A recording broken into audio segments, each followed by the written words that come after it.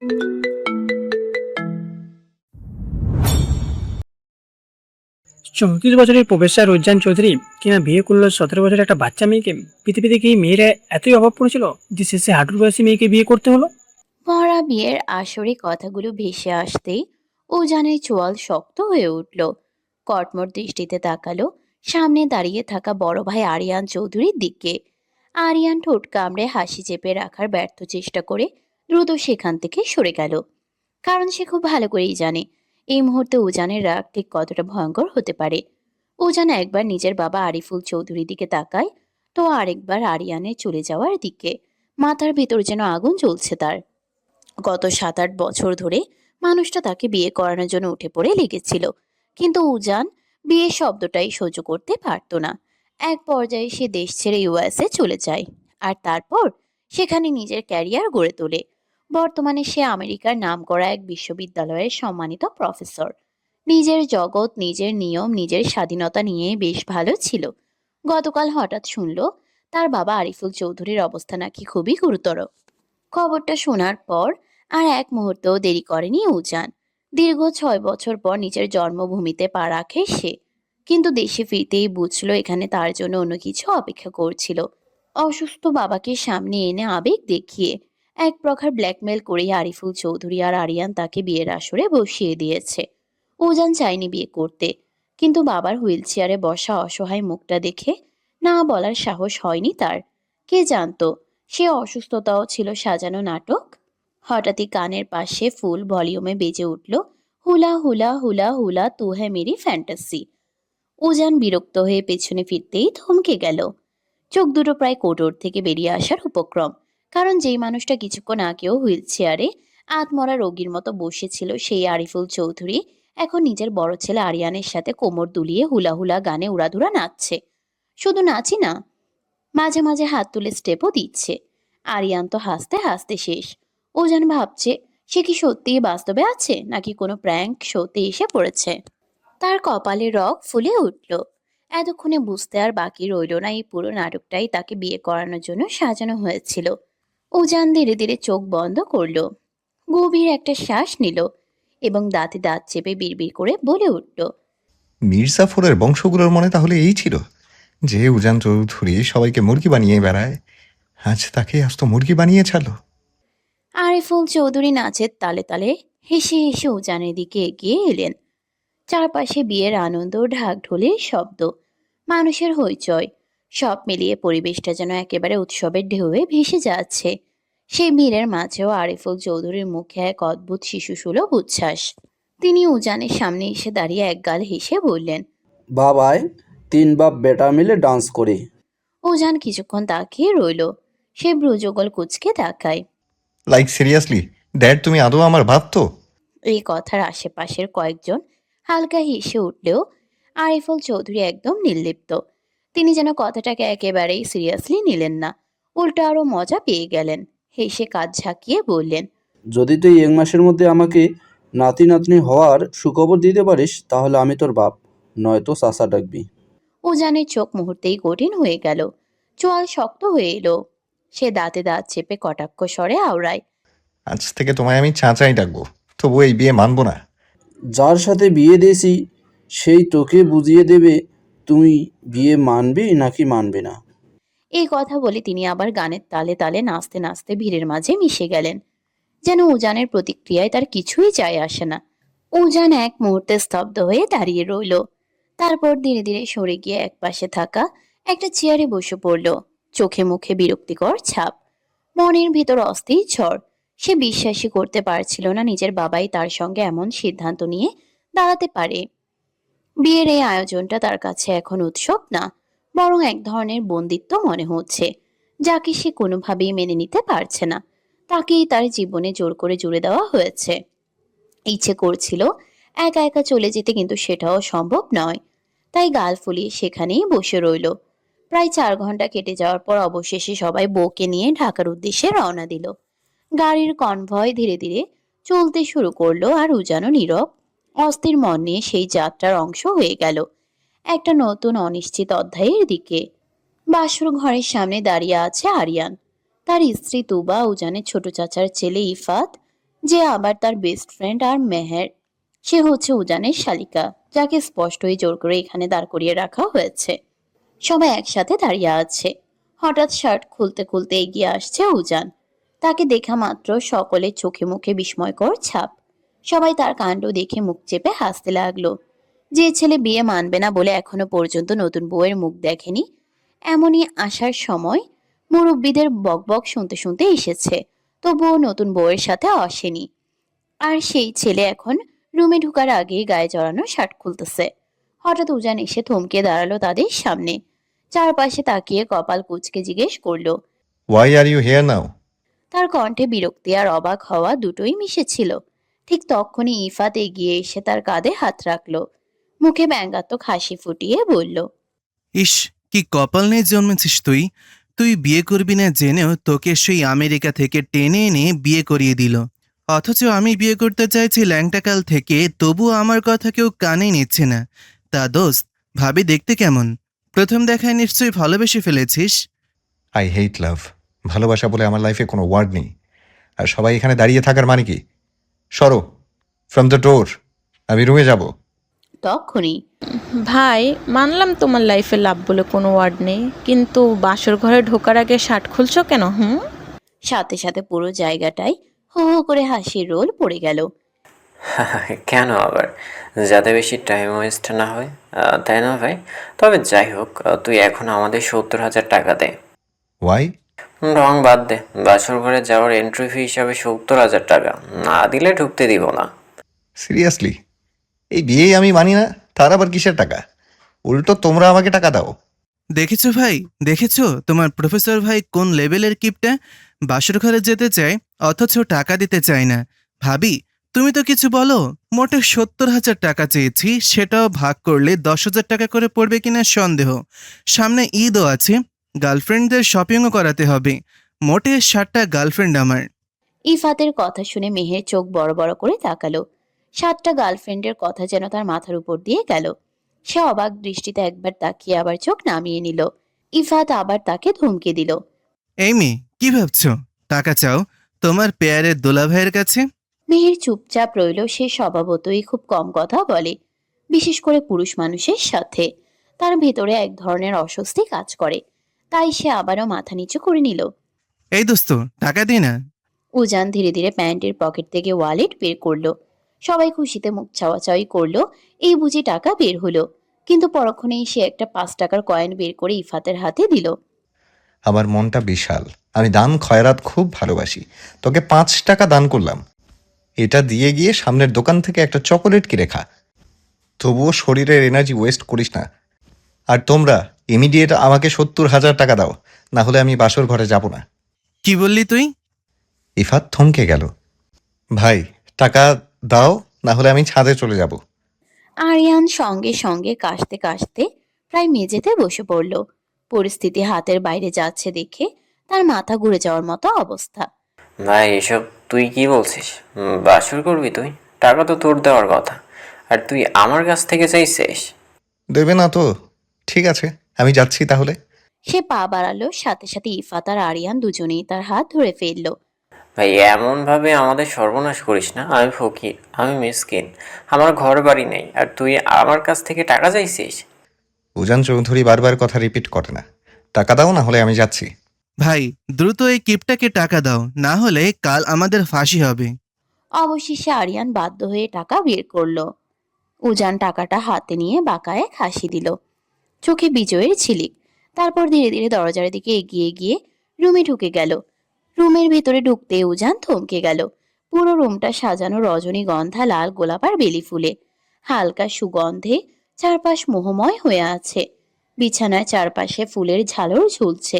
মোমবাতির নরম আলোয় পুরো পরিবেশটা আরো স্বপ্নময় লাগছে। কিন্তু উজানের চোখ গিয়ে আটকে রইল বিছানার মাঝখানে। ফুল সজ্জিত খাটে লাল বেনারসি পরে ছোট্ট করে ঘোমটা টেনে বসে আছে একটা পিচ্চি মেয়ে, তাসফিয়া মৌ, উজানের সদ্য বিয়ে করা স্ত্রী। মেয়েটাকে দেখেই তার বিরক্তি আরো বেড়ে গেল। এখন তার বিয়ে করার কোনো ইচ্ছে তার ছিল না। তার উপরেই পুচকে মেয়েটাকে। মাস কয়েক আগেই স্কুল শেষ করে কলেজে ভর্তি হয়েছে মেয়েটা। অবশ্য পড়াশোনার প্রতি মৌয়ের খুব একটা আগ্রহ নেই। মেহের না থাকলে হয়তো কলেজেও যেত না। উজান গভীর শ্বাস ফেলল, তারপর গম্ভীর মুখে সামনে এগিয়ে এলো। হঠাৎ পুরুষ কণ্ঠের শব্দে মুখ কেঁপে উঠল। ঠিক তখনই উজান বজ্র কণ্ঠে প্রতিধ্বনিত করে, এই পুচকে মেয়ে, বয়স তো এখনো 18-র নিচে, তাহলে কোন দুঃখে নাচতে নাচতে বিয়ে করতে বসলে শুনি? আর শোনো, তোমাকে এই উজান চৌধুরী নিজের ওয়াইফ হিসেবে মানে না, সো আমার থেকে দূরত্ব বজায় রেখে চলবে। আর এটা আমার রুম, একটা জিনিসও যদি এদিক ওদিক হয় তাহলে কিন্তু মেরে তক্তা বানিয়ে ফেলবো, মাইন্ড ইট। মোয়ের ভেতরে সঙ্গে সঙ্গে আগুন জ্বলে উঠল। ইচ্ছে করছিল এক্ষুনি ঘুমটা ফেলে উঠে দুই কথা শুনিয়ে দেয়, কিন্তু আজ বাসরাত বলে দাদি চাচিরা হাজারবার বুঝিয়েছে প্রথম দিন শান্ত থাকতে হয়। তাই অনেক কষ্টে নিজেকে কন্ট্রোল করলো সে। তবে উজান চৌধুরী নামটা শুনে তার কেমন যেন চেনা চেনা লাগলো। মনে হচ্ছে কোথাও শুনেছে, কিন্তু এই মুহূর্তে কিছুতেই মনে করতে পারছে না। ঠিক তখনই দরজার কাছে শব্দ হলো। উজান ক্যাবিনেট থেকে একটা বালিশ বের করে হাতে নিল, তারপর দরজার দিকে হাঁটতে হাঁটতে বলে উঠল, পুচকে মেয়ের মতোই থাকবে, কখনো বউয়ের অধিকার ফলাতে আসবে না, কারণ আমি তোমাকে বউ হিসেবে মানি না, আর না এই বিয়েটাকে। কথাটা বলেই গট গট করে রুম থেকে বেরিয়ে গেল সে। দরজা বন্ধ হওয়ার শব্দ হতেই মো একটানে ঘুমটা ফেলে দিল।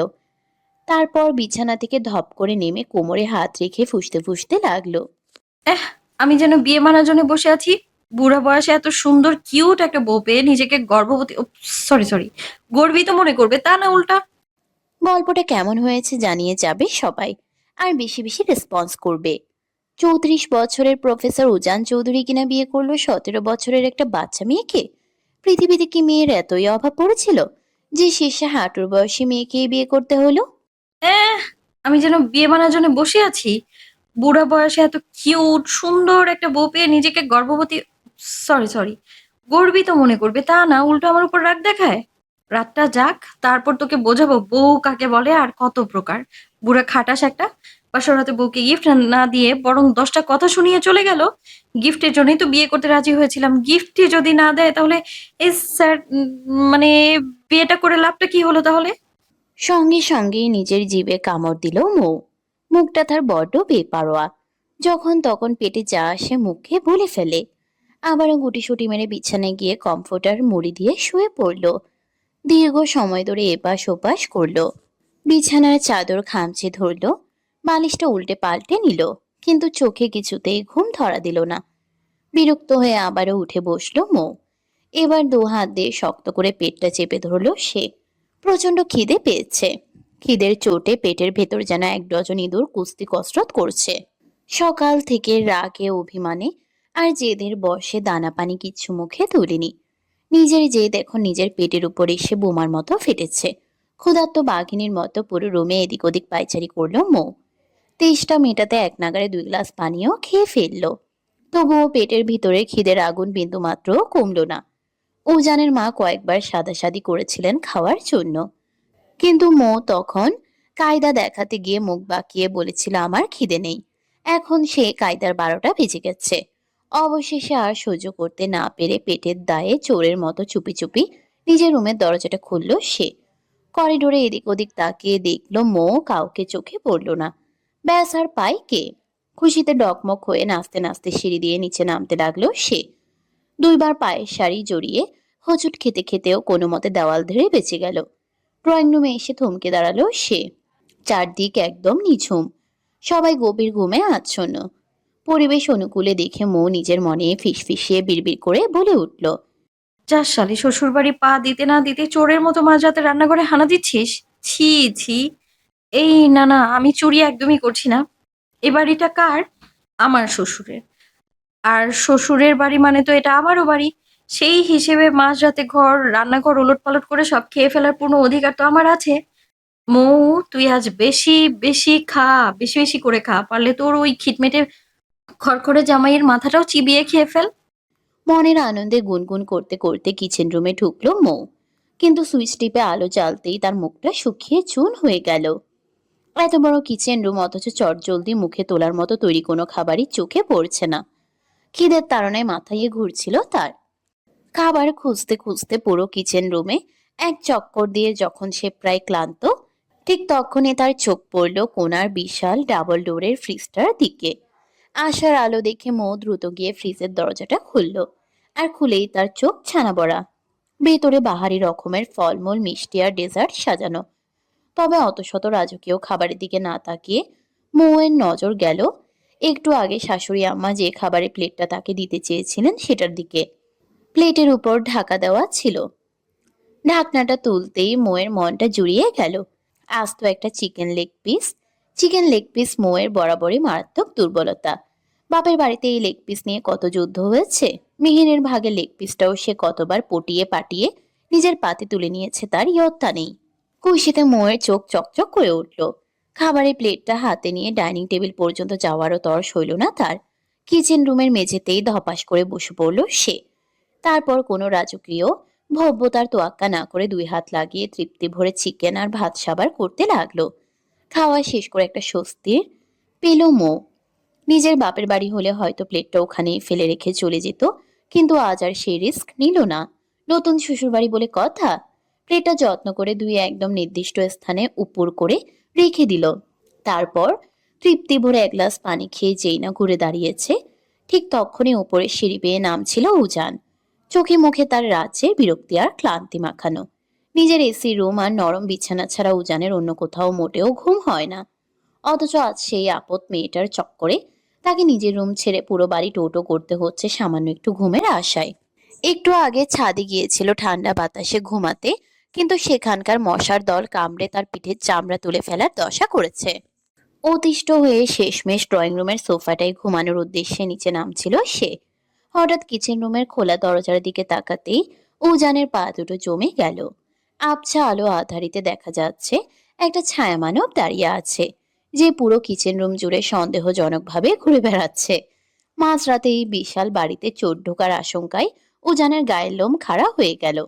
চোরটাকে সাইজ করার জন্য সে নিজের ভেতরে সবটুকু সাহস সঞ্চয় করলো। তারপর পা টিপে টিপে বিড়ালের মতো নিঃশব্দে কিচেন রুমের দিকে এগোতে লাগলো। মনে মনে উজান আওড়ালো। উজান চৌধুরীর বাসায় চুরি? এত বড় সাহস! তারা বেটা চোর! আজ তোর একদিন কি আমার যে কয়দিন লাগে, তোকে আজ মেরেই তক্তা বানাবো। উজান আর এক মুহূর্ত সময় নষ্ট না করে পেছন থেকে আচমকা ঝাঁপিয়ে পড়ল। মৌ কিছু বুঝে ওঠার আগে উজান তার শক্ত হাত দিয়ে মৌয়ের মুখ চেপে ধরল। আকস্মিক এক হামলায় মৌয়ের জান প্রায় কবচ হওয়ার দশা। সে 2 হাত পা ছুঁড়ে জান প্রাণ দিয়ে ছটফট করতে লাগলো, কিন্তু জিমনেশিয়ামে যাওয়া উজানের পেশিবহুল হাতের শক্তির কাছে সে নিছক এক পুতুল। মৌ নিজের মুখটা ছাড়ানোর জন্য উন্মাদের মতো মাথা ঝাঁকাতে লাগলো, কিন্তু মুখ চাপা থাকায় শুধু অস্পষ্ট গোগানির শব্দ বের হলো। উম, উম। চোরের বাচ্চা চোর! তোর এত বড় কলিজা যে তুই উজান চৌধুরীর ড্রয়িং রুম পার হয়ে সোজা কিচেন রুমে চুরি করতে এসেছিস। আজ তোকে মেরে তক্তা বানিয়ে ফেলবো। ইফাত, ভাইয়া, কই তোমরা? কথাটা শেষ করার আগেই চোরকে বাগে আনতে উজান নিজের ডান পা দিয়ে মোয়ের পায়ে একটা জোরদার ল্যাং মারলো। বেচারা মো আচমকা পায়ে আঘাত পেয়ে ব্যথায় আর আতঙ্কে চোখ মুখ খিচে বন্ধ করে ফেললো।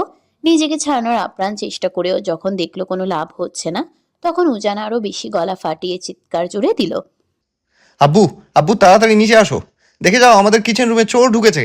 চোর, চোর! উজানের এই গগন বিদারী চিৎকার শুনে মোয়ের মাথায় রাগের রক্ত চড়ে গেল।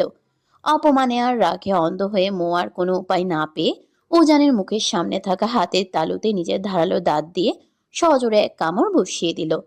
ব্যথায় আকাশ কাঁপিয়ে চিৎকার করে উঠল উজান। কামড়ের চোটে হাতটা এক ঝটকায় আলগা হয়ে যেতেই মো নিজেকে মুক্ত করে নিল।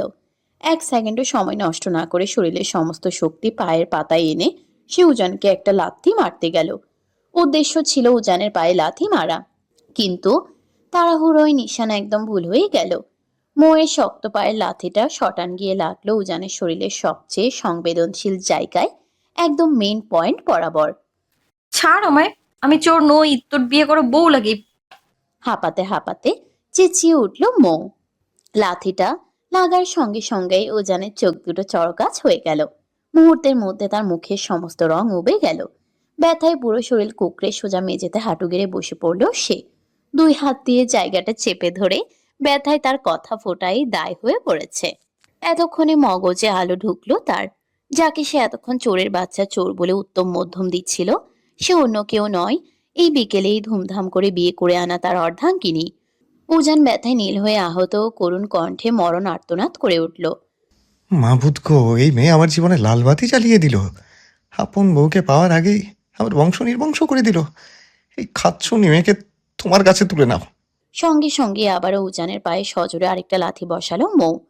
মাথা নিচু করে দুহাতে কোমর গুজে কর্কশ গলায় চেঁচিয়ে উঠল। গোলামের পুতের শখ দেখো, পিরিত করে বাচ্চা কাচ্চা পয়দা করতে পারলাম না, আর এই বুড়ো খবিস আমায় বলছে তুলে নিতে। তোকে তো বলতে বলতেই মৌ উজানের মুখের দিকে তাকিয়ে একদম স্তব্ধ হয়ে গেল। আপনা আপনি তার মুখ হা হয়ে গেল, চোখ দুটো কপালে উঠল। ঘাড় কাত করে সে উজানের দিকে এমন ভাবে তাকিয়ে রইল যেন কোনো এলিয়েন দেখছে। ততক্ষণে উজানের চিৎকার চেঁচামেচিতে ড্রয়িং রুমে বাসার একে একে সবাই হাজির হয়ে গেছে। মৌ এক দৃষ্টিতে উজানের দিকে তাকিয়ে থাকতে থাকতে তার মাথা ঘুরে পড়ে যাচ্ছিল। ঠিক তখনই মেহের দৌড়ে এসে তাকে পেছন থেকে ধরে ফেলল। সবার সামনে নিজের ছেলেকে এমন অবস্থায় দেখে বাড়ির কর্তা আরিফুল চৌধুরী বাজখাই মেজাজে গর্জে উঠলেন। এই ছেলে, তোর লজ্জা শরম বলতে কিছু নেই? তোদের জন্য বাসর ঘর সুন্দর করে সাজিয়ে দেওয়া হলো, আর তুই সেখানে না থেকে মাঝরাতে চোর চোর করে চিৎকার করে পুরো ড্রয়িং রুম মাথায় তুলছিস। চেলাকাঠের বাড়ি খাওয়ার খুব শখ হয়েছে, তাই না? চুপচাপ বৌমাকে নিয়ে নিজের রুমে যা। আমার লজ্জা নেই না? তোমার ওই আদরের বৌমাকে একবার জিজ্ঞেস করো, ও এইমাত্র আমার সাথে কি কি করেছে। এই পুচকে বিড়ালের বাচ্চা লজ্জার লও নেই, মুখের ভাষার কি ছিরি, একটা আস্ত ইডিয়েট। তুই একদম চুপ কর। আমার বৌমা একেবারে লক্ষ্মী, ও ভালোই আছে। তুই নিজেই খারাপ, তোর 14 গোষ্ঠী খারাপ। লেহারুয়া, নিজের গোষ্ঠীকে খারাপ বলতে চার একটু দ্বিধা হয় না, অথচ এই বজ্জাত বৌমাকে কিছু বলা যাবে না। পৃথিবীর 1 নম্বর পক্ষপাতী শ্বশুর তুমিই হবে, ড্যাড। তা অবশ্য ঠিক, কিন্তু তুই চোর চোর বলে ওভাবে চিৎকার করেছিলি কেন? আগে সেটা বল। দোস্ত, সব বুঝলাম, কিন্তু তুই বাসর ঘরে রোমান্স না করে মাঝরাতে এখানে এভাবে টাইম ওয়েস্ট করছিস কেন? আমি তোর জায়গায় হলে তো এতক্ষণ তোকে চাচা বানানোর প্ল্যানিং কবে শুরু করে দিতাম। ইফাতের এই রসিকতায় উজান রক্তচক্ষু মেলে তাকাতেই ইফাত ভয়ে গুটিয়ে গেল। দ্রুত সেই জায়গা ত্যাগ করে সে আরিয়ানের পাশে গিয়ে দাঁড়ালো। উজান আগের মতোই চোখ মুখ শক্ত করে বাবার প্রশ্নের উত্তর দিল। কেন চিৎকার করছিলাম? এই পুচকে বিড়ালের বাচ্চাকে জিজ্ঞেস করো। মাঝরাতে চোরের মতো পুরো বাসা জুড়ে ঘুরে বেড়াচ্ছে এখানে সেখানে। আমি যেই চোর ভেবে একে ধরতে গিয়েছি, ঠিক তখনই ও আমার বংশের বাতিতে লাথি মেরে দিয়েছে। আচমকা রাগের মাথায় মুখ ফসকে একদম খাঁটি সত্য কথাটি বের হয়ে আসায় উজান দ্রুত নিজের মুখ চেপে ধরল। কিন্তু ততক্ষণে যা হওয়ার হয়ে গেছে। তার এমন অদ্ভুত উত্তর শুনে আরিয়ান, ইফাত, তুবা সহ মেহেরও আর নিজেদের সামলাতে পারল না, সবাই খিলখিল করে হেসে উঠল। হাসির শব্দের মাঝে ইফাত হঠাৎ ঘাড় বাঁকিয়ে মেহেরের দিকে তাকালো। মেয়েটা এই বাড়িতে আসার পর থেকে একটুও হাসেনি, সারাক্ষণ মুখ গোমরা করে ছিল। কিন্তু এখন তার মুখের এই খিলখিলে হাসিটা এক কথায় মাশাআল্লাহ, দেখতে বড্ড সুন্দর লাগছে। আচমকা ইফাতের গভীর চোখের দিকে নজর পড়তেই মেহেরের হাসি চট করে থেমে গেল। সে দ্রুত চোখ নামিয়ে মাটির দিকে তাকিয়ে রইল। ততক্ষণে আরিয়া নিজের নাক সিটকে উজানকে টিটকারি মেরে বলল, ভাই, তোর বংশের বাতি এখনো ঠিকঠাক আছে নাকি এক লাথিতে সোজা চাঁদের দেশে চলে গেছে? আরিয়ানের এই কথাটি বলার সঙ্গে সঙ্গে পুরো ড্রয়িং রুমে জুড়ে হাসির রোল পড়ে গেল। বাড়ির সবার এই কাণ্ড দেখে ব্যথায় নীল হয়ে যাওয়া উজান একদম তাজ্জব বনে গেল।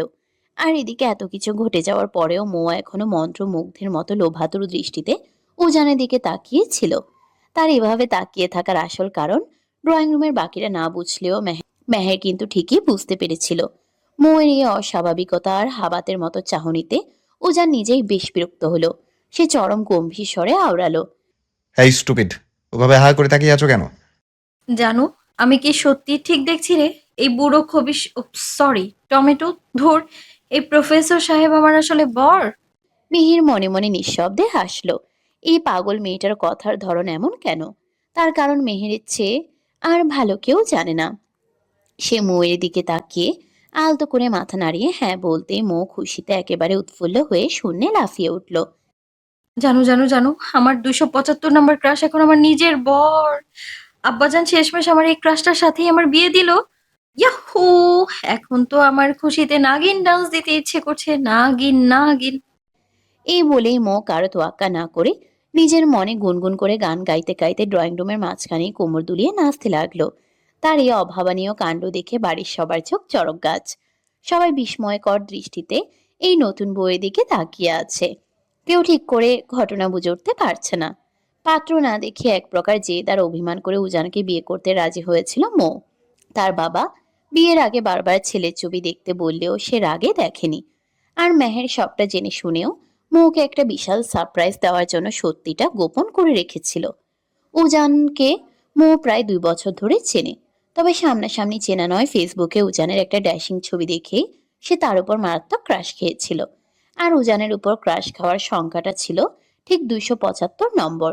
দিনে যে কত জনের প্রতি মৌ ক্রাশ খায় তার হিসাব সে নিজেও জানে না। তবে বাকিদের নিয়ে সে মোটেও সিরিয়াস না হলেও উজান ছিল সম্পূর্ণ ভিন্ন। ফেসবুকে উজানকে সে দিনরাত 24 ঘন্টা ফলো করে। উজানের এমন কোনো পোস্ট ছিল না যেখানে গিয়ে মৌ সবার সামনে আই লাভ ইউ বলে কমেন্ট করেনি। কোনো মেয়ে যদি ভুল করে উজানের ছবিতে একটা লাভ ইমোজি বা প্রশংসার কমেন্ট করত, মৌ ডিরেক্ট সেই মেয়ের ইনবক্সে গিয়ে চুলোচুলি আর ঝগড়া বাঁধিয়ে দিত। এই দীর্ঘ 2 বছরে উজানের সাথে তার মাত্র একবারই কথা হয়েছিল, যখন উজান বিরক্ত হয়ে টেক্সট করেছিল, কেন মৌ সবার সাথে ঝগড়া করে। এরপর মৌ শত শত মেসেজ দিলেও উজান আর কোনোদিন তার সিন পর্যন্ত করেনি। মৌ এখনো মনের সুখে নিচেই চলেছে। মেহের তাকে টেনে ধরে থামানোর আপ্রাণ চেষ্টা করে ফিসফিসিয়ে বলল, মৌ প্লিজ এবার থাম বোন, সবাই হাঁ করে দেখছে তোকে। দেখুক, তাতে আমার কি? ফাইনালি আমি আমার 275 নাম্বার ক্রাশকে পার্মানেন্টলি পেয়ে গিয়েছি। আমি তো নাচবই আজ, লা লা লা। মৌ এতটাই এক্সাইটেড যে পাশে দাঁড়িয়ে থাকা আরিফুল চৌধুরী ওরফে নিজের শ্বশুরের হাতটাই খপ করে ধরে গোল হয়ে নাচতে শুরু করলো এবং সাথে তাল মিলিয়ে গাইতে লাগলো। ধুম্মা চালে, ধুম্মা চালে, উজানের নানি খেতার তলে, মুলা খাইয়া বম মারে, লা লা লা লা লা লা লা লা লা। নতুন বউয়ের মুখে এমন অখাদ্য আর অদ্ভুত মার্কার গান শুনে উজান হার্ট অ্যাটাক হওয়ার দশা। সে নিজের বাবা মায়ের দিকে চরম কটমট দৃষ্টিতে তাকিয়ে রইল। উজান বরাবরই খুব গম্ভীর আর কম কথার মানুষ, অথচ এই আজব বিয়ের চক্করে পড়ে আজ এক রাতেই তাকে জীবনের সবচেয়ে বেশি কথা বলতে হয়েছে। ছেলের এই রাগান্বিত আর থমথমে ফেস দেখে মা মাসুমা চৌধুরী একটু ভয় পেয়ে এগিয়ে এলেন এবং সান্ত্বনা সুরে বললেন, বাবা, এমন করে রাগ নিয়ে তাকাচ্ছিস কেন? মেয়েটা কিন্তু মনে মনে অনেক ভালো রে। ভালো মাই ফুট। একটা পাবনা পাগল গারদ থেকে পালিয়ে আসা বিড়ালের বাচ্চার সাথে তোমরা আমাকে ধরে বেঁধে বিয়ে দিয়েছো। সে নিজে তো আস্ত একটা পাগল, সাথে আমাকে আজ রাতারাতি পাগল বানিয়ে ছাড়বে। আমার সাথে সাথে আমার নানির গোষ্ঠীও উদ্ধার করে ছাড়লো। ডিসগাস্টিং। এই স্টুপিড মেয়ে যেন ভুলেও আজ আমার রুমে না আসে। Got it? এই বলে উজান চরম রাগে গজগজ করতে করতে বড় বড় পা ফেলে নিজের রুমের দিকে চলে গেল। উজান চলে যাওয়ার কিছুক্ষণ পর মৌয়ের নাচের ভূত মাথা থেকে নামলো। সে চারিদিকে তাকিয়ে উজানকে না দেখে গলা ছেড়ে চেঁচিয়ে উঠল, শ্বশুর আব্বা আমার হ্যান্ডসাম প্রফেসর সাহেব কই গেল? আরিফুল চৌধুরী ততক্ষণে মৌয়ের এই ঝড়ো হাওয়ার পাল্লায় পড়ে একেবারে হাঁপিয়ে উঠেছেন। তিনি ধপাস করে সোফায় বসে পড়ে নিজের কপাল মুছতে লাগলেন। মৌ এবার সোজা শাশুড়ি মৌসুমী চৌধুরীর সামনে গিয়ে দাঁড়িয়ে কোমর বাঁকিয়ে বলল, এ শাশুড়ি আম্মা, আমার বরটা হুট করে কই পালালো? মেহের এবার আর সহ্য করতে না পেরে এক প্রকার জোর করে টেনে মৌকে আড়ালে নিয়ে গেল। দাঁতে দাঁত চেপে কণ্ঠস্বর যতটা সম্ভব নিচু করে ধমকের সুরে বলল, বোন তুই এসব কি বলছিস? মাথা ঠিক আছে তোর? এটা আমাদের বা ফুপিদের বাসা নয়, এটা তোর শ্বশুর বাড়ি। প্লিজ তোর এই বাচ্চামো এবার বন্ধ কর। আমি বুঝতে পারছি তুই তোর ক্রাশকে বর হিসেবে পেয়ে কতটা হ্যাপি, কিন্তু তোর এই অদ্ভুত কাণ্ড কারখানা দেখে বাড়ির সবাই তোকে অলরেডি পাগল ভাবতে শুরু করেছে। আর এত বড়বড় করতে হবে না। সে নিজের রুমে গেছে, এখন তুইও সোজা নিজের রুমে গিয়ে চুপচাপ ঘুমিয়ে পড়, আর একটা কথাও যেন তোর মুখ থেকে বের না হয়। মেহেরের এমন বাঘা আর রাগী দৃষ্টি দেখে মৌ এবার কিছুটা দমে গেল। সে নিজের ঠোঁট কামড়ে একটা কিউট হাসি দিল।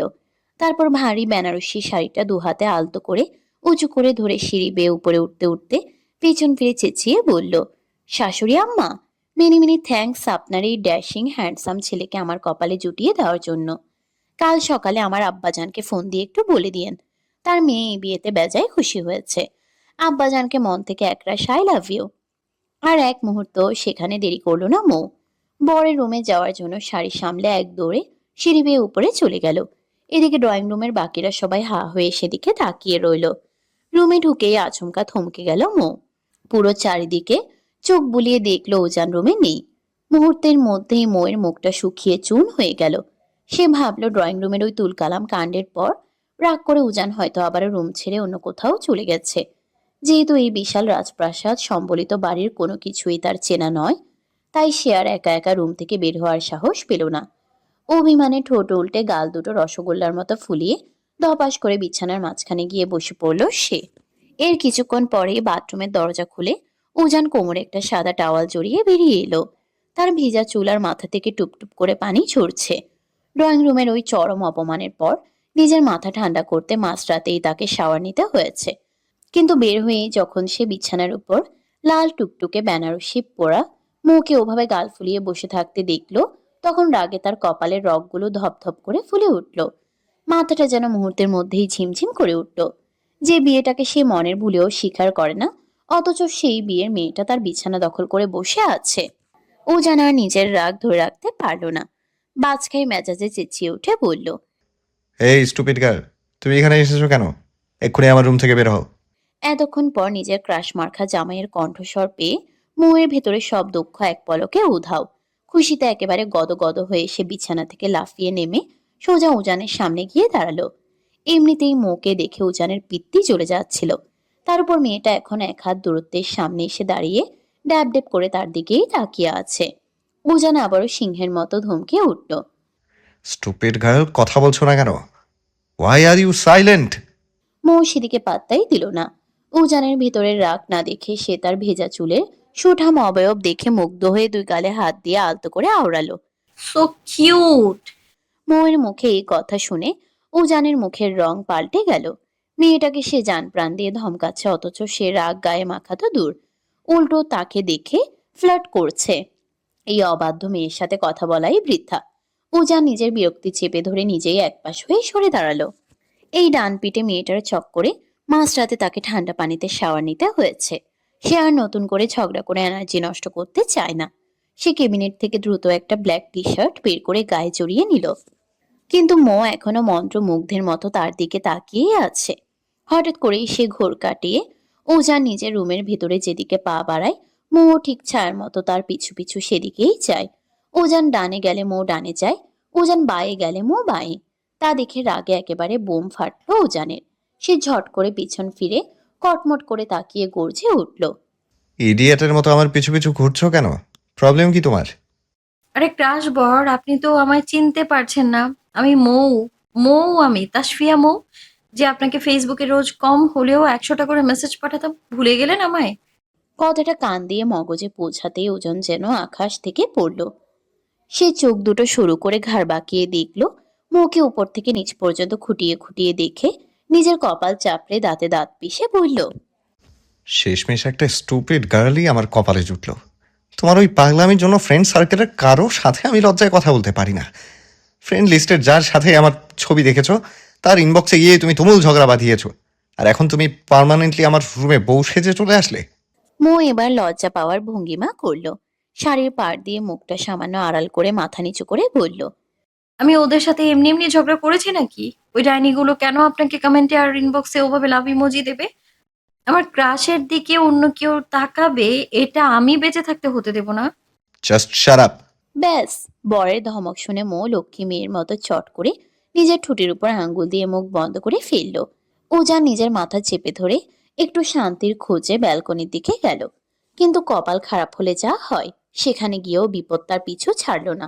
মো ঠিক ছায়ার মতো সেখানেও তার পেছন পেছন এসে হাজির হলো। উজান এবার চরম গম্ভীর স্বরে দুই হাত বুকের কাছে গুটিয়ে আওড়ায়। Why are you following me again? আপনি কত সুন্দর। এক থাপ্পড় দিয়ে তোমার সব কটা দাঁত ভেঙে দেবো। বয়স কত তোমার, হ্যাঁ? কোন ক্লাসে পড়ো? আমার বয়স 17, ইন্টার ফার্স্ট ইয়ারে পড়ি। পুচকে একটা মেয়ে। মো নিজের কোমর দুই হাত দিয়ে ধরে মুখটা বেঁকিয়ে তেজ দেখিয়ে প্রতিধ্বনিত করে, আমি মোটেও পুচকে নই। হুম, আমি অনেক বড় হয়েছি। তা দেখেই বুঝতে পারছি। তা কোন গ্রুপ নিয়েছো? এটা আবার কেউ জিজ্ঞেস করে নাকি? আমি খুবই ইন্টেলিজেন্ট স্টুডেন্ট, তাই সায়েন্স নিয়েছি। তাহলে নিউটনের প্রথম সূত্রটা বলো। মো যেন আকাশ থেকে পড়ল। পড়াশোনায় সে বরাবরই ডাব্বা, তবুও সে সায়েন্স ছাড়া কোনোটি নেবে না, তাই কলেজে গিয়েও সায়েন্স নিয়েছে। সে পদার্থবিজ্ঞান কেন, শুধু বিজ্ঞান পড়তে গিয়েও দাঁত ভেঙে যাওয়ার উপক্রম। আর এই লোকটা তাকে নিউটনের সূত্র ধরছে ভাবা যায়? মো উপরে তাকিয়ে দু হাত দিয়ে মোনাজাত ধরে বলতে লাগলো, আল্লাহ, তুমি আমায় কোন জালিমের হাতে তুলে দিলে? বাসর রাতে রোমান্স না করে কোন দেশের ইবলিশ শয়তানের সূত্র বলতে বলতেছে আমায়? এর থেকে তুমি আমায় তুলে নাও। উজান আড়ালে মুচকি হাসল। মেয়েটার উপর সে চরম বিরক্তও হচ্ছে, আবার তার এমন পাগলাটে কথাবার্তায় না হেসেও পারছে না। ঠিক তক্ষুনি মৌ নিজের ঠোঁট চিপে ধরে ফিসফিসিয়ে হাসতে হাসতে আচমকা বলে উঠল। আই লাভ ইউ প্রফেসর সাহেব। হুট করে এমন বান শুনে উজান খক খক করে কাঁদতে শুরু করলো। নিজের হ্যান্ডসাম লুক আর প্রফেশনের কারণে জীবনে সে মেয়েদের কাছ থেকে অনেক প্রপোজাল পেয়েছে সত্যি, কিন্তু বাসরাতে ওভাবে মুখের উপর হুটহাট কেউ প্রপোজ করতে পারে তা তার জানা ছিল না। তার উপরেই পিচ্ছি মেয়েটার বয়স তার চেয়ে প্রায় অর্ধেক। উজান ভাবলো এখন যদি সে একটুও স্বাভাবিকভাবে কথা বলে তবে এই অবাধ্য মেয়েটা মাথায় উঠে নাচবে। তাই সে নিজের নাক সিটকে চরম রাগান্বিত কণ্ঠে ধমকে উঠল। চুপ করো ইডিয়েট। নাক টিপলে যার দুধ বের হয় সে কিনা ভালোবাসি বলে। শোনো মেয়ে, পিচ্ছির মতো থাকবে, নয়তো বাসর রাতে ম্যাথ করাবো। এতক্ষণ সব ঠিকঠাকই ছিল, কিন্তু এই গভীর রাতে রোম্যান্সের বদলে হুট করে ম্যাথের কথা শুনে মোয়ের মাথায় যেন আকাশ ভেঙে পড়ল। গণিতের নাম শুনলেই তার গায়ে জ্বর আসে। সে দ্রুত নিজের সবকটা দাঁত কেলিয়ে একটা কাচুমাচু হাসি দিয়ে বলল। না না, আমি তো জাস্ট এমনি ইয়ার্কি করেছি। ম্যাথ করতে যাব কোন দুঃখে তবে? মৌ নিজের কথা শেষ করার আগেই উজান গটগট করে পা ফেলে সোজা রুমের ভিতরে চলে গেল। মৌ বাইরে দাঁড়িয়ে মুখটা বাঁকিয়ে নিজের মনেই বিড়বিড় করে বলে উঠল। খবিস একটা শেয়ালের সামনে আস্ত একটা মুরগি ঘুরঘুর করছে, অথচ তার চোখ পড়ছে না। যেদিন নিজে পীড়িত করতে আমার পেছনে ঘুরঘুর করবে, সেদিন তোকে লাথি মেরে সোজা উগান্ডায় পাঠিয়ে দেবো আমি। উজানের পিছু পিছু মৌ রুমে ঢুকলো। সে এবার উজানের সামনে গিয়ে ভাব নিয়ে দাঁড়িয়ে রইল, কিন্তু উজান তার দিকে এক পলক তাকানোরও প্রয়োজন মনে করলো না। সে বেড থেকে নিজের একটা বালিশ টেনে নিল, তারপর মৌয়ের পাশ কাটিয়ে সোজা গিয়ে কোনার সোফাটায় ধপাস করে শুয়ে পড়ল। ঘুমানোর জন্য চোখ বন্ধ করার আগে সে বরাবরের মতো গম্ভীর স্বরে শেষ হুঁশিয়ারি দিল। এই স্টুপিড গার্ল, তুমি ওই বিশাল বিছানায় ঘুমাবে আর আমি এখানে সোফায়। রাতে যদি কোনো কারণে আমার কাছাকাছি আসার চেষ্টা করেছো তবে একটা থাপ্পড় দিয়ে মাঝরাতে রুম থেকে বের করে দেবো। Mind it. না তুমি আমার কেউ হও আর না আমি তোমার। সো আমার থেকে সবসময় অন্তত 10 হাত দূরত্ব বজায় রেখে চলবে। বুঝতে পেরেছো? মৌ উজানের দিকে মুখটা কুঁচকে এক বিশ্রী ভেঙচি কাটল, কিন্তু উজান হুট করে চোখ খুলে যেই না তার দিকে একটা রাগী দৃষ্টি নিক্ষেপ করলো। মৌ আর এক সেকেন্ডও সেখানে দাঁড়ালো না। সে এক দৌড়ে বিছানায় গিয়ে কমফোর্টারটা সারা গায়ে জড়িয়ে নিল। সারাদিনের ধকলের পর বিছানার নরম স্পর্শ পেতেই মৌ মুহূর্তের মধ্যেই গভীর ঘুমের দেশে তলিয়ে গেল। ভোরের মৃদু আলো এসে চোখে মুখে পড়তেই বিরক্তি নিয়ে ঝট করে চোখ বন্ধ করে নিল উজান। দুই হাত দিয়ে শক্ত করে মাথাটা চেপে ধরল সে। মাথাটা ভীষণ ব্যথা করছে। ঠিক তক্ষুনি শরীরের উপর কেমন যেন একটা অতিরিক্ত ভার অনুভব করলো উজান। চোখ মেলে সামনে তাকাতেই সে চমকে উঠল। তার হৃদস্পন্দন যেন এক সেকেন্ডের জন্য থমকে গেল। সামনে একই দৃশ্য। মৌ তাকে নিজের বুকের সাথে লেপ্টে ধরে দু হাতে শক্ত করে জড়িয়ে ধরে পরম শান্তিতে ঘুমাচ্ছে। সোফার এক চিলতে জায়গাটাতেই মেয়েটা কখন যে এসে তার উপর এভাবে ঘুমিয়ে আছে উজান টেরই পায়নি। রাগে উজানের ফর্সা মুখ মুহূর্তের মধ্যেই লাল হয়ে গেল। সে বিদ্যুৎ গতিতে মৌকে নিজের উপর থেকে ধাক্কা দিয়ে ফেলে দিয়ে সোফা থেকে উঠে দাঁড়ালো। হুট করে ঘুমের ঘোরে এমন অতর্কিত ধাক্কা পাওয়ায় ঘুমন্ত মৌয়ের পুরো ব্যাপারটা বুঝতে বেশ খানিকটা বেগ পেতে হলো। সোফা থেকে শটান মেঝেতে পড়ে গিয়ে ব্যথায় কুকড়ে উঠল সে। শাড়ির আঁচলটা একপাশে লুটিয়ে পড়েছে। মৌ নিজের কোমরটা চেপে ধরে ঠোঁট ফুলিয়ে উজানের রাগান্বিত মুখের দিকে তাকিয়ে রইল। ভোর হতে না হতেই লোকটার কাছ থেকে এমন অমানবিক আচরণ পেতে হবে তা সে স্বপ্নেও কল্পনা করেনি। মৌ কোনো রকমে টাল সামলে সোজা হয়ে দাঁড়ানোর চেষ্টা করলো, তবে চোখ থেকে এখনো ঘুমের রেশ কাটেনি তার। তন্দ্রাচ্ছন্ন অবস্থায় সে আবারও মাথা ঘুরে পড়ে যেতে নিলে উজান এবার নিজের অজান্তেই বিদ্যুৎ গতিতে এগিয়ে গিয়ে তার কোমর ধরে তাকে সামলে নিল। পরক্ষণেই নিজের হাত সরিয়ে নিয়ে বরাবরের মতো বাজখাই মেজাজে চেঁচিয়ে উঠল। এই বেয়া তুমি সোজা হয়ে দাঁড়াও। আর তুমি কোন সাহসে মাঝরাতে আমার বুকের উপর এসে শুয়েছিলে? হ্যাঁ, কাল রাতেই তোমাকে কড়া ওয়ার্নিং দিয়েছিলাম না যে ভুলেও আমাকে টাচ করবে না? উজানের এমন ধমকের চোটে মৌয়ের চোখে সব ঘুম এক নিমিষেই কর্পূরের মতো উড়ে গেল। সে নিজের শাড়িটা টেনে টুনে কোনো মতে জড়সড় হয়ে দাঁড়িয়ে রইল। তার চোখে একরাশ নির্বাক দৃষ্টি। সোফা থেকে আচমকা শক্ত মেঝেতে ফেলে দেওয়ার কারণে তার কোমরে বেশ চোট লেগেছে। প্রচণ্ড ব্যথা করছে, কিন্তু সেই শারীরিক ব্যথা সে চেপে সহ্য করে নিলেও সাত সকালে উজানের এমন নির্মম ব্যবহার তার মনটাকে তছনছ করে দিল। সে অভিমানী মুখ করে কাঁদো কাঁদো গলায় বলল, এমন করে সব সময় কেন বকেন বলুন তো? আমি কি ইচ্ছে করে আপনার সোফায় বসেছিলাম নাকি? রাতে বাইরে প্রচন্ড জোরে মেঘ ডাকছিল আর বিদ্যুৎ চমকাচ্ছিল। আমি না খুব ভয় পেয়ে গিয়েছিলাম। তাছাড়া আমাদের তো এখন বিয়ে হয়েছে আর আমি তো আপনাকে সত্যিই অনেক ভালোবাসি। সেই হিসেবে নিজের বরকে একটু জড়িয়ে ধরে ঘুমোতেই পারি, তাই না? এতে এত মহাভারত অশুদ্ধ হলো কি করে? Just shut up.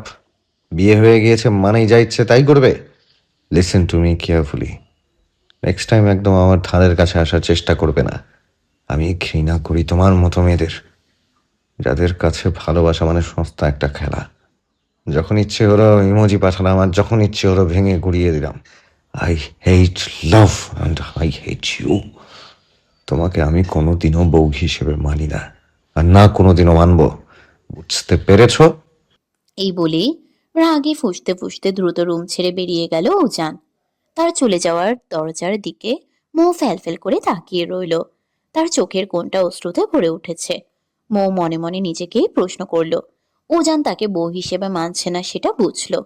উজান তার 275 নম্বর ক্রাশ, সেটাও সত্য। কিন্তু তার মানে কি এই যে মৌ উজানকে সত্যি সত্যি ভালোবাসে না? যদি মনে ভালোবাসা নাই থাকতো, তবে গত 2 বছর ধরে উজানের পাশে অন্য কোনো মেয়েকে দেখলে মৌয়ের বুকে কেন এত তীব্র হিংসা হতো? কেন সে অন্য মেয়েদের সহ্য করতে পারতো না? কেন দিনে শত শত মেসেজ করে নিজেকে এভাবে উজানের সামনে পাগল প্রমাণ করত? কেন ভালোবাসি ভালোবাসি বলে মুখে ফেনা তুলে ফেলতো? এইসব কি শুধুই একটা পুচকে মেয়ের সাময়িক মোহ, নাকি এর পেছনে লুকিয়ে আছে খাঁটি গভীর কোনো ভালোবাসা? মৌ চুপ করে কিছুক্ষণ রুমের মাঝখানে দাঁড়িয়ে রইল। বাপের বাড়িতে সে বড্ড আদরে, রাজকন্যার মতো মানুষ হয়েছে, তাই খুব ছোটখাটো করা কথাও তার মনের ভিতর তীরের মতো এসে বিঁধে তাকে ভিতর থেকে রক্তাক্ত করে দেয়। অথচ পাথরের মতো শক্ত এই উজান চৌধুরী তার সেই নরম ছোট্ট মনটা একটুও বুঝতে পারল না। মৌ নিজের চোখের পানি হাতের উল্টো পিঠ দিয়ে মুছে নিল। তারপর জোর করে মুখে একরাশ হাসি ঝুলিয়ে নিজের জামা নিয়ে ওয়াশরুমের ভিতরে ঢুকে পড়ল। প্রায় আধা ঘন্টা পর ওয়াশরুমের দরজা খুলে সে বাইরে বেরিয়ে এলো। শাওয়ার নেওয়ার পর তার ভেজা চুলগুলো থেকে টুপটুপ করে পানি ঝরে মেঝেতে পড়ছে। সে ড্রেসিং টেবিলের সামনে এসে দাঁড়িয়ে নিজের চুল আঁচড়ানোর জন্য চিরুনিটা হাতে নিল, কিন্তু কিছুতেই তা গুছিয়ে উঠতে পারল না। চুলগুলো তার কোমর অবধি ছড়ানো, ঘন কালো কৃষ্ণচূড়ার মতো লম্বা। লম্বা চুল মৌয়ের নিজের খুব একটা পছন্দ নয়, আর সে নিজে কখনো নিজের চুল বাঁধতেও পারে না। বাপের বাড়িতে তার চুলের সব রকম যত্ন মেহের আর তার ফুফাতো ভাই সাব্বির নিয়ে থাকে। সাব্বির, মেহের আর মৌ একই কলেজে পড়াশোনা করে, যেখানে সাব্বির মাস্টার্স ফাইনাল ইয়ারের স্টুডেন্ট। অভিভাবকের মতো এই দুই পিচ্চি বোনকে সবসময় চোখে চোখে আগলে রাখাই সাব্বিরের প্রধান কাজ। মৌ নিজের অবাধ্য চুল কিছুতেই ঠিক করতে না পেরে চিরুনিটা ছুঁড়ে ফেলে বিছানায় ধপাস করে বসে পড়ল। ঠিক এর কিছুক্ষণ পরে উজান গম্ভীর মুখে রুমে ঢুকলো। মুখে ওভাবে চুপচাপ শান্ত হয়ে বিছানায় বসে থাকতে দেখে উজানের ভ্রুজোড়া কুঁচকে গেল। মেয়েটার তো একটু শান্ত হয়ে বসে থাকার কথা নয়। যে মেয়ে শ্বশুর বাড়িতে পা দিতে না দিতেই মাঝরাতে এত বড় তুলকালাম কাণ্ড ঘটিয়ে বসে থাকে, সে অন্তত এতটা শান্ত থাকার পাত্রী নয়। উজান মোয়ের দিকে তাকিয়ে আর মনোযোগ না দিয়ে নিজের মতো করে রেডি হতে লাগলো। একটা অফ হোয়াইট শার্ট পরে সে বাইরে যাওয়ার জন্য একদম প্রস্তুত। হঠাৎ করেই মৌ বিছানা থেকে উঠে সোজা উজানের সামনে গিয়ে গাল ফুলিয়ে দাঁড়ালো।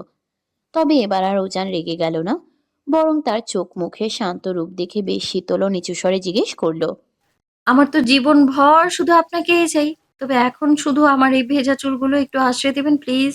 আমি না নিজে চুল আঁচড়াতে পারি না। হোয়াট? এত বড় হয়েছে অথচ এখনো নিজের চুল আঁচড়াতে পারো না? কই বড় হলাম? আপনিই তো আমায় সবসময় পুচকে আর বিড়ালে বাচ্চা ভাবেন। তাহলে আমার চুলগুলো একটু ঠিক করে দিন না প্লিজ। আমি মেহেরের কাছেই যেতাম, তবে আমার মিষ্টি বোনটা এখন একটু আরাম করে ঘুমোচ্ছে, তাই ডাকতে ইচ্ছে হলো না। আর জানেন, আমার বোনটা গত 5টা বছর ধরে একটা রাতও ঠিক করে ঘুমোতে পারেনি। ঘুমোতে গেলেই সেই কালো অন্ধকার দিনটার কথা ওর বারবার মনে পড়ে যায়। তখন ও ভেতরে ভেতরে না বড্ড কষ্ট পায়, কিন্তু বাইরে কাউকে নিজের কষ্টটা বুঝতে দেয় না। সেই অভিশপ্ত অন্ধকার দিনটার জন্যই মেহের একাধারে নিজের বাবাকে হারালো, তার কিছুদিন পরেই নিজের মাকেও হারিয়ে পুরোপুরি একা হয়ে গেল। আমার জানুটা আগে এমন চুপচাপ ছিল না জানেন। ও আগে অনেক দুষ্টুমি করতো, সারাক্ষণ হাসতো, কিন্তু সময়ের সাথে সাথে ওর জীবনের সব আনন্দ বদলে গিয়েছে। আমার সেই পুরনো জানুটা আর আগের মতো নেই। কথাগুলো বলতে বলতে মৌয়ের চোখ বেয়ে আপনা আপনি দু ফোঁটা নোনা জল গাল বেয়ে ঘুরিয়ে পড়ল। মৌয়ের কথা শুনে উজানের মনটা কেমন যেন খচখচ করে উঠল। সে নিজেও বিয়ে বাড়ি থেকে লক্ষ্য করেছে মেহের মেয়েটা ভীষণ চুপচাপ স্বভাবের, কারোর সাথে খুব একটা কথা বলে না, সবসময় একটা দূরত্ব বজায় রাখে। তাকে আর ইফাতকে দেখলে তো মেয়েটা সোজা 10 হাত দূরে গিয়ে হেঁটে চলে যায়। কিন্তু কেন এমন করে তা উজান নিজেও জানতো না। বিয়ের দিন যখন সবাই আলো আর বাসনার মাঝে আনন্দ করছিল, তখন মেহেরকে সে ছাদের এক কোণায় একা একা বসে হাঁটুতে মুখ গুজে নিঃশব্দে কান্না করতে দেখেছিল। উজান তখন মেহেরের কাছে গিয়ে কান্নার কারণ জিজ্ঞেস করলেও মেহের তাকে এড়িয়ে গিয়ে একটা কথাও বলেনি। হঠাৎ কি এমন হয়েছিল মেহেরের লাইফে? উজানের প্রশ্নে ময়ের এবার ঘোর কাটল। সে বুঝতে পারলো আবেগের বশে সে মেহেরের গোপন কষ্টের কথা মুখ ফসকে বলে ফেলেছে। সে উজানের দিকে এক পলক তাকিয়ে তড়িঘড়ি করে মাথা নাড়িয়ে বলল, না মানে কিছু না। উজান বুঝতে পারল মো সে অন্ধকার দিনের কথা আর বিস্তারিত বলতে চায় না, তাই সে আর জোরাজোরি করলো না। তবে সে আলতো করে মোয়ের হাত ধরে তাকে ড্রেসিং টেবিলের সামনে এনে দাঁড় করালো। টেবিল থেকে হেয়ার ড্রায়ারটা হাতে নিয়ে সে পরম যত্নে মোয়ের ভেজা চুলগুলো শুকিয়ে দিতে লাগলো। মৃদু বাতাসে মোয়ের অবাধ্য লম্বা চুলগুলো বারবার উড়ে এসে উজানের মুখে আছড়ে পড়ছিল। অথচ আশ্চর্যের বিষয়, উজানের এখন আর বিন্দুমাত্র বিরক্তি লাগছিল না, বরং তার হৃদয়ের গভীর কোণে কেমন যেন এক অদ্ভুত অচেনা অনুভূতির সৃষ্টি হতে লাগলো। এই অনুভূতিটা তার জীবনের অন্য বসন্তের মধ্যে সম্পূর্ণ ভিন্ন, একদম নতুন। চুল শুকানো শেষ হলে উজান চিরুনি দিয়ে অত্যন্ত যত্ন সহকারে মৌয়ের মাথায় একটি সুন্দর খোপা করে দিল এবং আয়নায় মৌয়ের প্রতিচ্ছবির দিকে তাকিয়ে অবচেতনভাবেই মনে মনে একটু মুচকি হাসল। বরের হাতে সে কোমল স্পর্শ আর আয়নায় তার মুচকি হাসি দেখে মৌয়ের বুকটা ধক করে উঠল। সে ভীষণ লজ্জা পেয়ে নিজের লাল হয়ে যাওয়া মুখটা লুকিয়ে দ্রুত পা ফেলে কক্ষ ত্যাগ করে নিচে চলে গেল। আর উজান মৌয়ের লজ্জামাখা হাসি দেখে শব্দ করে হাসল। সিঁড়ি বেয়ে নিজের অফ হোয়াইট শার্টের হাতা দুটো কোনোই অবধি ফোল্ড করতে করতে নিচে নেমে আসছে উজান। ড্রয়িং রুমে সোফায় বসে মো তার দিকে তাকিয়ে নিজের এক হাত দিয়ে মুখ চেপে মিটিমিটি হাসছে। ডাইনিং টেবিলে তখন শাশুড়ি মৌসুমী চৌধুরী পরম আদরে মৌ আর মেহেরকে নিজ হাতে খাবার তুলে খাইয়ে দিচ্ছেন। আজ যেহেতু চাঁদ রাত আর মাত্র কয়েক ঘন্টা পরেই খুশির ঈদ, তাই মেহের আজ বিকেলেই নিজের ফুপির বাসায় চলে যেতে চেয়েছিল, কিন্তু এই চৌধুরী বাড়ির কেউ তাকে একা একাকী সেই বাসায় ফিরে যেতে দেয়নি। বাড়ির কর্তা আরিফুল চৌধুরী মনে মনে সিদ্ধান্তই নিয়ে রেখেছেন মেহেরকে আর ওর ফুপির বাসায় রেখে কষ্ট দিয়ে পড়াশোনা করাবেন না। এখন থেকে ও এই বাড়িতেই সবার সাথে থাকবে। যেহেতু আরিফুল চৌধুরীদের দুই ভাইয়ের কোনো কন্যা সন্তান নেই, তাই ঘরের বৌমা তুবা, মৌ আর মেহেরের প্রতি তারা এক অন্যরকম পিতৃত্বের টান অনুভব করেন। বাড়ির বড় বউ তুবা এক পাশে বসে আগামীকালের ঈদের সকল জিনিসপত্র গুছিয়ে রাখছে। ঠিক তখনই সিঁড়ির দিকে তাকিয়ে মৌ চট করে শাশুড়ি মৌসুমী চৌধুরীর হাতে একটা আলতো খোঁচা দিল উজানকে কিছু বলার জন্য। মৌসুমী চৌধুরী মৌয়ের মনের ভাব বুঝতে পেরে মুচকি হেসে উজানকে উদ্দেশ্য করে ডেকে উঠলেন, উজান বাবা, সকাল সকাল রেডি হয়ে কোথায় যাচ্ছিস? উজান ঘাড় বাঁকিয়ে ডাইনিং টেবিলের দিকে তাকালো। মৌকে ওভাবে চোরের মতো মুখ টিপে হাসতে দেখে তার মগজে প্রচন্ড রাগ চড়ে গেল, কিন্তু মায়ের সামনে সে নিজের রাগ প্রকাশ না করে শান্ত গলায় বলল, একটু ভার্সিটি যাচ্ছি আম্মু, কোনো দরকার ছিল? দরকার থাকবে না কেন? আজ বাদে কাল ঈদ, ঘরের মেয়েদের শপিং করিয়ে দিতে হবে না? তুই গিয়ে ওদের সাথে করে শপিং মল থেকে ঘুরিয়ে নিয়ে আয়। সেটা আমাকে বলছো কেন আম্মু? তুমি তুবা ভাবি আছে, তোমরা মিলে সবাই গিয়ে শপিং করে এসো, আমার কাজ আছে। আমরা গিয়ে করে আসবো মানে কি? চুপচাপ ঘন্টা কানেকের মধ্যে ভার্সিটির কাজ শেষ করে বাসায় আসবি, তারপর তোরা সবাই মিলে একসাথে শপিংয়ে বের হবি, ব্যাস এটাই আমার শেষ কথা। সিরিয়াসলি আম্মু, একটা আস্ত আপদকে এমনিতেই তোমরা জোর করে আমার ঘাড়ে তুলে দিয়েছো, এখন আবারও নতুন করে উটকো ঝামেলার জন্য ফোর্স করছো?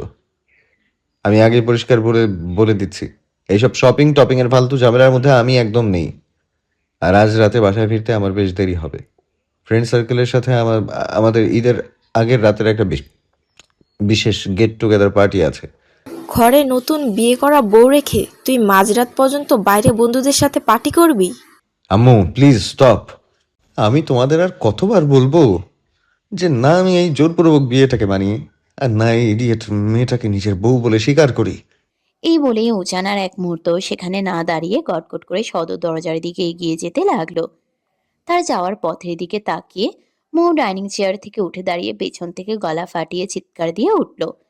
ক্রাশ বর শপিং এ না যান ভালো কথা, কিন্তু বিকেলে আসার সময় আমার জন্য মেহেদি নিয়ে আসবেন। আমি কিন্তু বিয়ের দিন হাতে মেহেদি ছোঁয়াতেও পারিনি, তবে আজ রাতে অবশ্যই দেব। আপনি যদি নিজ হাতে মেহেদি এনে না দেন তাহলে কিন্তু আমি এই ঈদে হাত খালি রাখবো, কিচ্ছু দেব না। উজান দরজার কাছে গিয়ে এক পলকের জন্য মৌয়ের দিকে ফিরে তাকালো না, শুধু যাওয়ার আগে তাচ্ছিল্যের সুরে বলল, যা ইচ্ছে করো, আই ডোন্ট কেয়ার। সত্যি সত্যি বলছি, এটা না দিলে আমি কিন্তু হাতে মেহেদি ছোঁয়াবই না। মৌ পেছন থেকে পা দাপালো, কিন্তু উজান ততক্ষণে ধূপধাপ পা ফেলে দাউরি পার হয়ে বাড়ি থেকে বেরিয়ে গেল। উজানের এমন বেখেয়ালি দেখে মৌ এবার শাশুড়ির সামনে গিয়ে রসগোল্লার মতো গাল ফুলিয়ে বসে পড়ল। অভিমানী সুরে বলল, শাশুড়ি আম্মা, আমি আগেই আপনাদের ডিক্লেয়ার করে রাখছি, আমার ওই খিটখেটে সরি সরি আপনার ওই খিটখেটে ছেলে যদি আজ বিকেলে আমার জন্য মেহেদি কিনে না আনে, তবে আমি কাল ঈদের দিনে কোনো নতুন জামা কাপড় পরবো না। মৌ আর সেখানে দাঁড়ালো না, রাগ করে এক দৌড়ে দোতলার দিকে চলে গেল। মৌসুমী চৌধুরী একটা দীর্ঘশ্বাস ফেলে হতাশ হয়ে মেহেরের দিকে তাকালেন। ছেলেটা কেন যে এমন অবুঝের মতো ব্যবহার করছে? মেহেরও চিন্তিত মুখে দৌড়ে মৌয়ের পিছু নিল। দেখতে দেখতে দুপুর গড়িয়ে বিকেল হলো, আর বিকেল গড়িয়ে ঘুটঘুটে রাত নামলো, তবুও উজান বাসায় ফিরল না। এদিকে মৌ নিজের রুমের দরজা ভেতর থেকে লক করে চরম মুড অফ হয়ে বিছানায় বসে রইল। শাশুড়ি মৌসুমী চৌধুরী দরজার বাইরে দাঁড়িয়ে কত অনুনয় বিনয় করলেন, কিন্তু মৌ জেদের বসে দরজা তো খুলেইনি, উল্টো এক ফোঁটা পানিও মুখে তুলিনি। মৌ আজ সারাদিনে নিজের রাগ আর অভিমান চেপে রাখতে না পেরে শাশুড়ির ফোন থেকে উজানকে কম করে হলেও 50 বারের উপর কল করেছিল। উজান প্রথমবার রিসিভ করে মৌয়ের গলার আওয়াজ পেয়েই কেটে দিয়েছিল, আর তারপর থেকে ফোনটা পকেটে পুরে রেখেছিল। একবারের জন্য রিসিভ করেনি। মৌ মেঝেতেই উপর হয়ে কাঁদতে কাঁদতে একসময় ক্লান্ত হয়ে ঘুমিয়ে পড়ল। রাত যখন প্রায় 2টো, তখন উজান অত্যন্ত ক্লান্ত শরীর নিয়ে ধীর পায়ে বাসায় ফিরল। কিন্তু সে ড্রয়িং রুমে প্রবেশ করতেই সোফা থেকে বাজখাই মেজাজে উঠে দাঁড়িয়ে সিংহের মতো গর্জে উঠলেন আরিফুল চৌধুরী। বাবার এমন রুদ্র রূপ দেখে উজানের পায়ের নখ থেকে মাথার চুল অব্দি কেঁপে উঠল। বেয়াদব ছেলে, আমি কি তোকে এই শিক্ষা দিয়েছি? যেখানে আজ পর্যন্ত এই বাড়ির কোনো মেয়ে বা বউকে সামান্য কথার আঘাত পর্যন্ত দেওয়া হয়নি, সেখানে তুই আমাদের ঘরের নতুন বৌমাকে সারাদিন এভাবে কাঁদিয়েছিস? নিজেকে কি মনে করিস তুই, হ্যাঁ? একজন সামান্য ভুল নারী তোর জীবন থেকে চলে গেছে বলে তুই প্রতিশোধ নেওয়ার জন্য এইভাবে আরেকটা নিষ্পাপ মেয়ের জীবন বিষিয়ে তুলবি?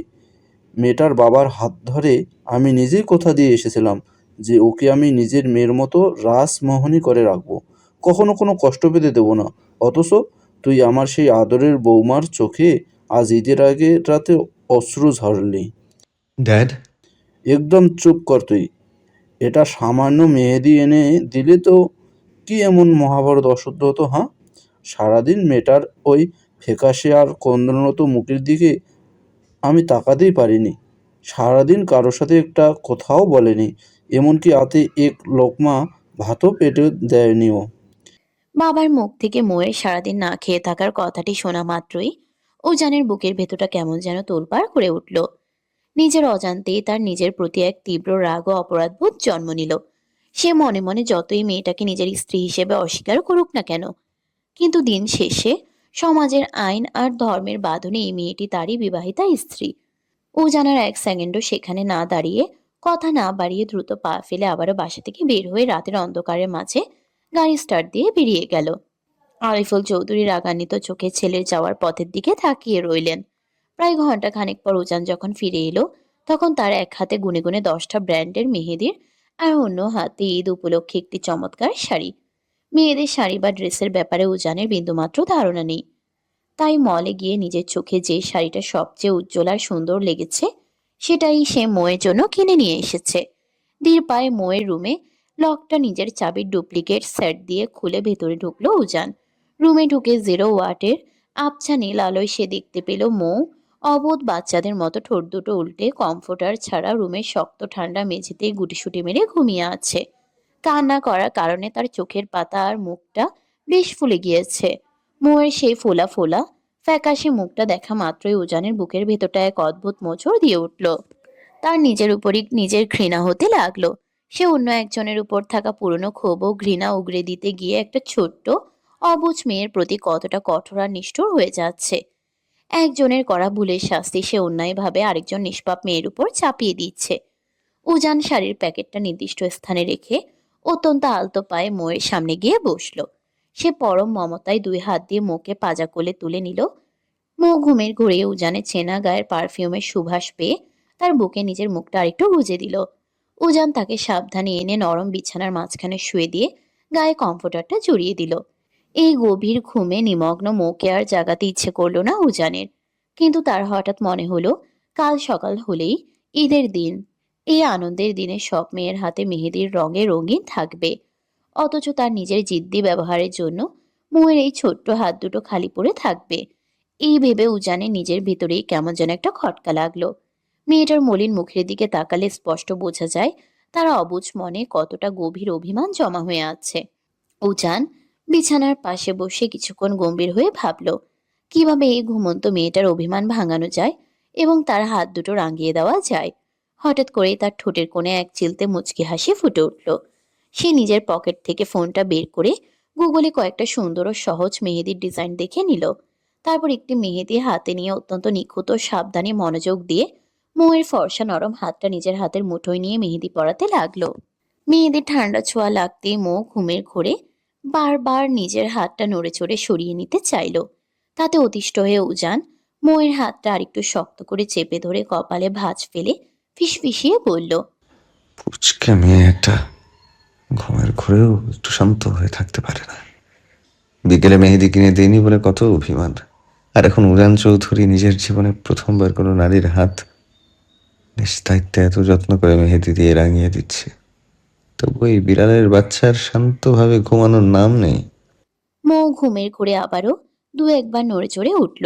তবুও উজান তার নরম হাতটা নিজের শক্ত পেশিবহুল হাতের মুঠোয় আগলে রেখে শেষ রাত অবধি অত্যন্ত নিখুঁতভাবে মেহেদি দিয়ে পুরো হাত পরিয়ে দিল।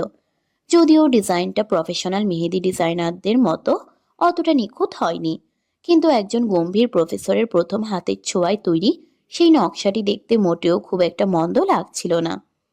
জানালার বাইরে তখন ভোরের আলো ফুটতে শুরু করেছে, আর উজান মোয়ের মেহেদি রাঙা হাতটার দিকে তাকিয়ে এক অদ্ভুত তৃপ্তির হাসি হাসলো।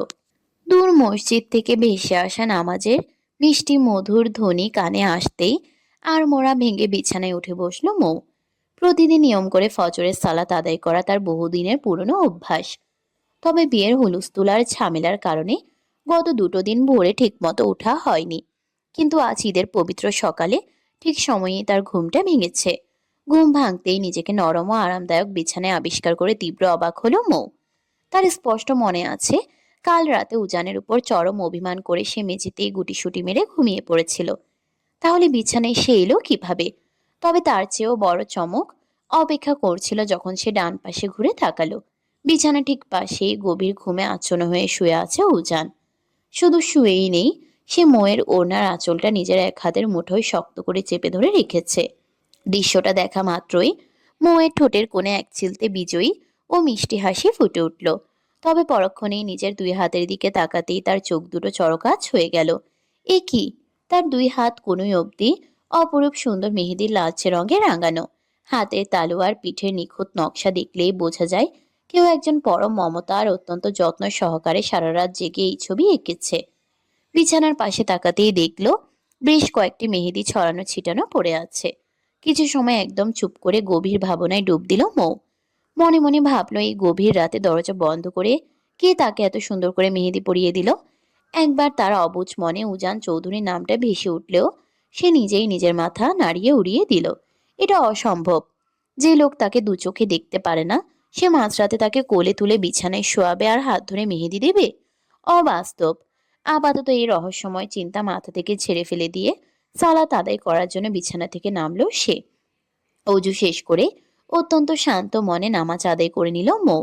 নামাজ শেষ করে জায়নামাজ গুছিয়ে রাখলো। ঠিক তখনই ড্রেসিং টেবিলের সামনে একটা প্যাকেট দেখে কৌতূহল বশত সেটা হাতে নিল এবং খুলে দেখলো। সাথে সাথে চমকে তাকালো মৌ। সেখানে একটা মেরুন রঙের শাড়ি সাথে ম্যাচিং চুড়িও। মুহূর্তেই মোয়ের ঠোঁটের কোণে অদ্ভুত হাসি ফুটে উঠল। মানুষটা তাহলে তার জন্য মেহেদির সাথে শাড়িও কিনে এনেছে। সে মুচকি হেসে প্যাকেটটা সেখানে রেখে গুটি গুটি পায়ে উজানের পাশে শুয়ে পড়ল। লোকটা সেদিন রাতে দেমাক নিয়ে বলেছিল বিছানায় শুধু মৌ ঘুমাবে আর উজান ঘুমাবে সোফায়। তাহলে আজ নিজের আইন ভেঙে মহাশয় নিজেই কেন বিছানায় এসে কুণ্ডলি পাকিয়ে ঘুমোচ্ছেন? হয়তো ভুল করে ঘুমের ঘোরে উঠে এসেছেন।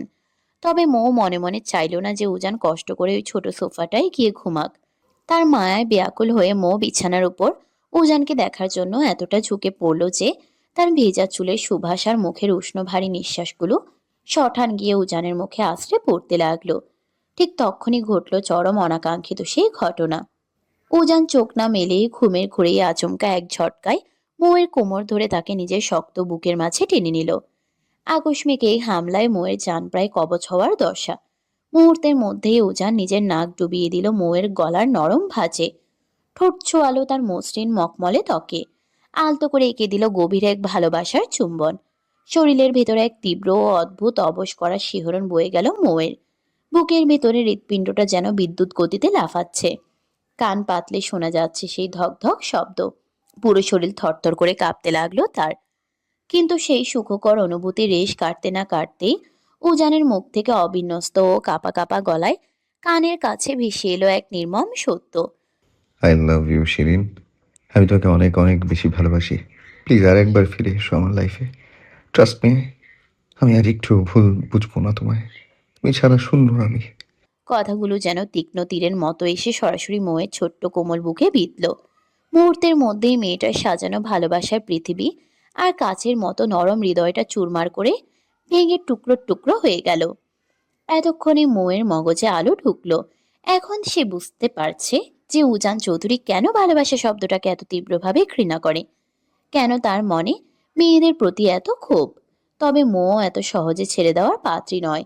সে বড্ড জেদি আর একরোখা মেয়ে।